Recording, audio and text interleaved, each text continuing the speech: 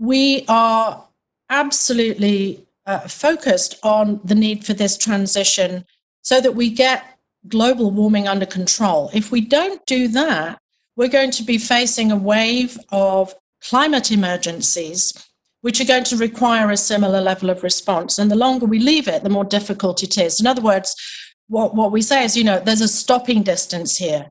It's easier to slow down when you can do it reasonably safely than having to slam on the brakes right before you go over a cliff.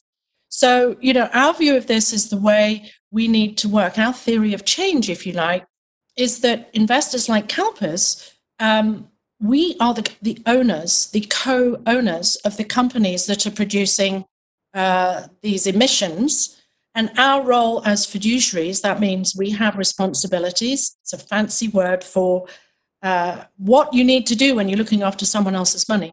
Our fiduciary responsibility is to make sure we've got the safety and soundness in this portfolio. So we require these companies to bring their emissions down, typically be about 80 to 90%, so that the biggest emitters in the global economy have got to what's called net zero by 2050. And you'll have seen the news this morning, the latest company in our focus group of the Climate Action 100 plus cohort, Shell, announced this morning that it's committed to do just that. So it's another company acknowledging this transition needs to take place. And although we're dealing with an immediate emergency, we can't, because the house is on fire with one issue, we can't avoid paying attention to other risks which are going to undermine returns in the short, medium, and long term.